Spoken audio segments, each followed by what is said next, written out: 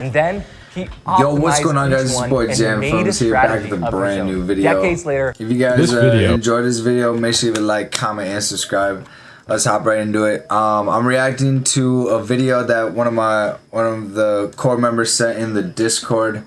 Make sure to join the Discord. Link will be in the top of the description below, and you're not gonna want to miss out. All right, ladies and gentlemen, we're kind of in a bearish time in the market right now. I mean, everything is down.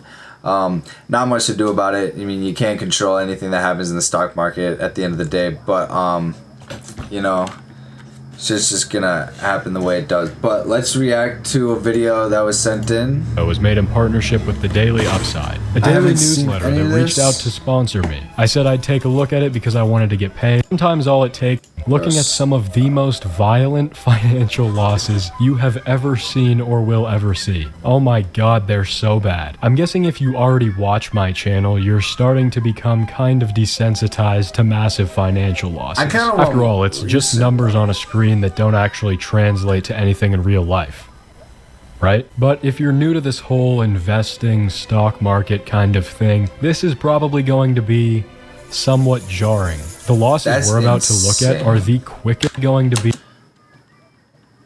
4,999 calls. Somewhat jarring. The losses we're about to look at are the quickest and most violent way any average person could ever lose money.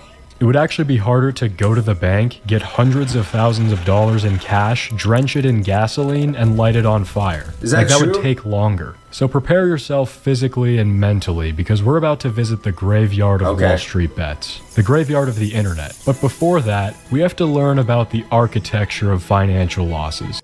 Better futures start now with the Ninja Trader mobile app. With the power to customize how you trade on. Not all are created equal.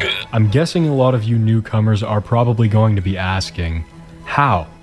How could you lose so much fucking money? Also, you're probably going to notice throughout this video that there are some patterns that are remarkably consistent throughout the entire video. Let's break this down. Nature has the golden ratio, the Fibonacci sequence, a sequence of numbers that strangely seems to show itself everywhere in the universe. And in this Flower very petals, bearish shells, market, bro, hurricanes, even stuff galaxies like this is gonna seem happen, to follow the so same pattern. make sure to watch in out for it. financial Make sure to losses, sell when we you see have a few profit. different patterns. Don't get Let's caught start up out in here. this. This is just a Don't get classic placed Wall on this Street bets video loss chart, on the and a most pattern violent we'll loss most likely see losses. often throughout the Don't rest get of this put on video. It's actually funny how perfectly this represents investor psychology. I feel like I can tell you the exact thought process at all of these points. So what happened here? Let's use technical analysis artwork technology to try to uncover the truth. We can break this down into a few psychological phases. Let's start here at the beginning, when you first started investing. Maybe you read The Intelligent Investor, maybe you figured you should start throwing some money into an index fund. The reason doesn't really matter. What matters is that this is the first and last time you'll make money doing this.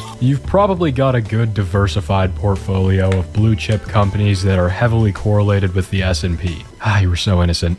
Now, what you're seeing right here, I like to call experimenting with the dark arts. This little spike right here, it's so funny how accurate this is. This is you discovering options. A brief view into a world that you had no idea was even possible. You can never return to this place. Pandora's box is open. Despite you feeling like you're learning so much, I promise you this is the end of your financial career. I like to call this period volatility exposure therapy. The market doesn't want to scare you away with big volatility. You'll disable options forever. Instead, it's going to let you test the waters a little bit, just enough to push you into the next phase. Degenerative risk-taking behavior. That one's pretty self-explanatory. And it leads us into the next phase of risk-taking behavior. That one's my hands look like this, so hers can look like this. Declined. Pretty self-explanatory. And it leads us into the next phase. Jacked to the tits. You're convinced you are Warren Buffett. You have a money printer in your pocket. This phase usually lasts a few hours to days, and it leads us to the final Make sure to join the phase. Discord. Link will be in the top description below. Make sure to join. Now, despite what you might think, imminent destruction doesn't happen here. Imminent destruction happens here, the moment you enable options trading in Robinhood. This is incredibly important to understand. So, I have merch getting made right now. It's gonna be beautiful. Jam Film merch. If you guys aren't tapped in, make sure to join the Discord. So that's a brief overview of the most common financial loss chart. Understanding each of the phases can help us determine the psychology involved with losing hundreds. Make sure to like, comment, and subscribe. Discord link will be in the top description below. Of thousands of dollars. Now let's get into the most violent financial losses you will ever see. But quickly, to introduce the sponsor of the bank, whatever finance app you use are generated by. Takes is one look at these headlines to realize we're not going to be seeing Terminator anytime soon. Most media outlets don't give an accurate representation of what's really going on in the market, and are sometimes blatantly wrong. And most of the content that is written by real humans is littered with bias or was written by career journalists with limited view relevant take themselves. Just quality link down in the clearly scheduled financial losses. Let's begin here. We've got another classic $45,000 loss. It's okay. You know, 45 grand is like that awkward amount where it's not really enough to justify buying anything cool or balling out, so it's almost more convenient to just not have it. That was obviously the thought process here as well. I don't really know what to use it for, so I'm just gonna lose all of it. As you can see, we've got the increase in volatility from options trading here, followed by the implosion. Classic. The silver lining with this is that if you felt comfortable gambling with short-term options, I'm guessing your lifestyle isn't taking a massive hit from this. Let's all hope. In any case, I commend thee. Okay, so there's a lot to break down here. We can see already $50,000 has evaporated. This was another GameStop implosion. The guy bought $90,000 of out-of-the-money calls expiring in 2 days. For those of you who may not fully understand what that means, I joke a lot about donating money to Wall Street on this channel. That's usually a joke, but this is actually like taking $90,000 out of your bank account, calling Goldman Sachs on the phone and saying, hey, I want to wire you $90,000. And the funny thing is that would actually take longer.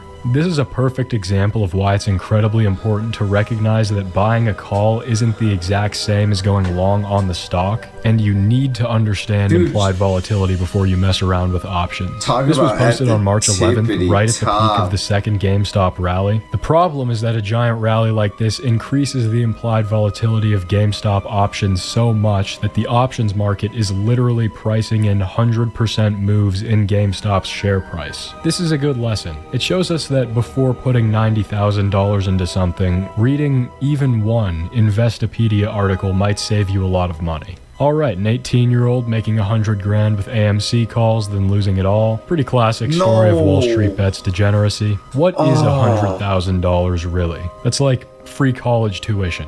The exit strategy.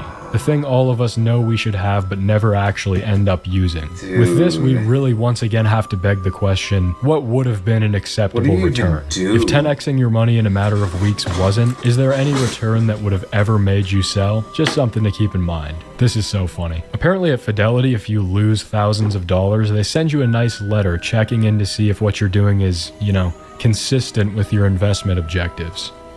And to see if you're still alive. At Fidelity, we believe it's important for investors to periodically review their investment strategies and trading activity to ensure that each is consistent with their investment. I made over 6 figures trading without even looking at the charts. Bro, without spending hours glued to the screen.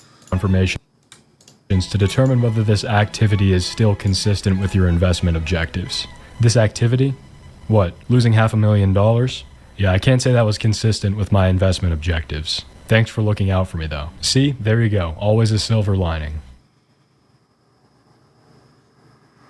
So, with this one I'm just curious. What were you buying this year? $400,000 to exactly zero. Impressive. This was posted in November of 2020, which means the S&P returned over 50% in the 6 months prior to this. Like, looking at this, it's actually remarkable how consistently you were able to lose money in a time when the S&P returned so much. Won't go back to Robinhood. I think this guy brings up a good point. I'm just gonna take a wild guess here and say there is probably something fundamentally wrong with your trading strategy. I guess the lesson here is to never bet against the Fed. Painful painful $500,000 loss. You know, Warren Buffett said something about how consolidation builds wealth and diversification protects it. Dude. I don't know if this is what he was talking about. American Airlines, not a bad play for the pandemic recovery. Probably a situation where you want to buy shares though. Seeing this is just painful. How much money do you need? Going into this with out-of-the-money options just seems like a recipe for disaster. And, of course, the clowning ensues in the comments below.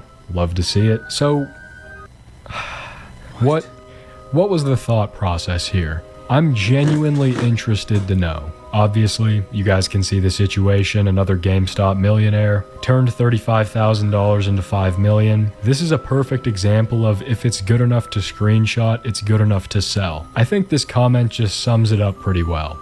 If you turn $35,000 into $5 million and don't sell, there is no amount of money you could have made that would ever make you sell. $5 million invested into an index fund returns an average of over $300,000 per year on autopilot. I mean, fuck, throw that money into AAA corporate bonds with a 2% yield and collect $100,000 per year for the rest of your life. Do anything.